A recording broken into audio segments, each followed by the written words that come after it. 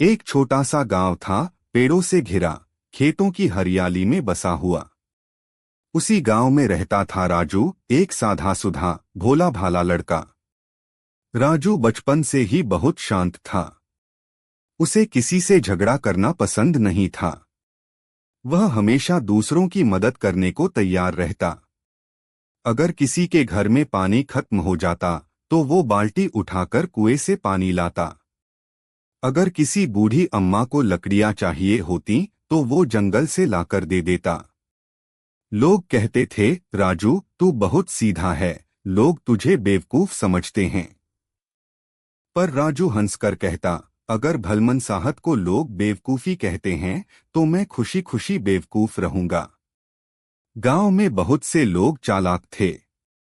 वे अपने मतलब के लिए झूठ बोलते, एक दूसरे से जलते। पर राजू इन सब बातों से दूर रहता। वह अपनी माँ के साथ रहता था। उसके पिता का देहांत तब हुआ था जब वह केवल 8 साल का था। माँ खेतों में काम करती थी और राजू स्कूल जाता था। वह हमेशा कहता, माँ मैं बड़ा होकर गांव का नाम रोशन करूंगा।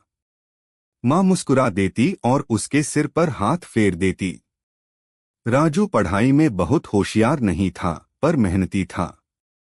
शाम को जब बाकी बच्चे खेलते, वह अपने स्कूल का होमवर्क करता। गांव के टीचर कहते, राजू तू मेहनत करता रह, जिंदगी एक दिन तुझे जरूर पहचान देगी। समय बीतता गया। राजू अब जवान हो चुका था। वह अब गांव के छोटे स्कूल में बच्चों को पढ़ाने लगा। बच्चे उसे बहुत प्यार करते, क्योंकि वह डांटता नहीं था, प्यार से समझाता था। गांव वाले अब भी उसे भोला कहते थे, पर अब कुछ लोग उसे इज्जत की नजरों से भी देखने लगे थे। एक दिन गांव में बड़ी मुसीबत आई। गांव के बीच में पुराना गोदाम था जिसमें बहुत सी फसलें रखी थीं। अचानक वहां आग लग गई। लपटें इतनी तेज थीं कि लोग पास नहीं जा पा रहे थे। गांव में अफरा-तफरी मच गई। हर कोई अपने घर और परिवार को बचाने में लगा था। राजू ने देखा कि गोदाम के पास की झोपड़ी में बूढ़ी दादी अकेली हैं। आग उस झोपड़ी की ओर बढ़ रही थी। राजू ने बिना एक पल सोचे अंदर दौड़ लगा दी। गांव वाले चिल्ला रहे थे, राजू मत जा, अंदर मत जा, मर जाएगा। लेकिन राजू ने किसी की नहीं सुनी। वह अंदर गया, धुएं के बीच से दादी को खोजा, उन्हें अपनी पीठ पर उठाया और बाहर भाग आया। उसके कपड़े जल गए थे, हाथों पर छाले पड़ गए, पर उसने दादी की जान बचा ली। सारे गांव वाले उसे देख हैरान रह गए। जिसे वे भोला कहते थे, उसी ने वो कर दिखाया जो कोई नहीं कर पाया। सबकी आंखें नम थीं। दादी रो पड़ी और बोली, बेटा आज तूने मेरी जान बचाई है, भगवान तेरा भला करे। राजू बस मुस्कुरा दिया और बोला, दादी मैंने वही किया जो इंसानियत कहती है। उस घटना के बाद गांव का नजरिया बदल गया।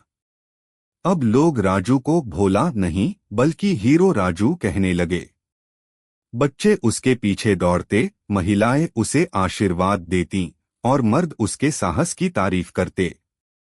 पर राजू पहले जैसा ही रहा। न उसे शोहरत ने बदला, न तारीफों ने।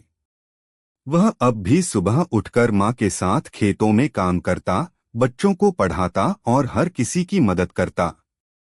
एक दिन शहर से कुछ अधिकारी गांव में आए। उन्हें पता चला कि राजू ने आग में फंसे लोगों की जान बचाई थी। उन्होंने उसे सम्मानित करने का फैसला किया। गांव के चौक पर मंच सजाया गया।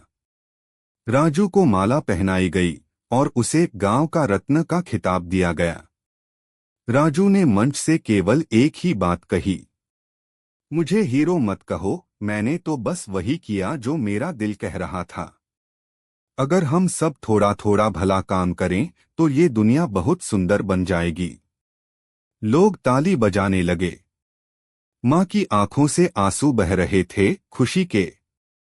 उन्होंने अपने बेटे को गले लगाया और कहा, आज मुझे लगा कि तेरे पापा जहां भी होंगे बहुत गर्व महसूस कर रहे होंगे। रात को राजू छत पर लेटा तारों को देख रहा था।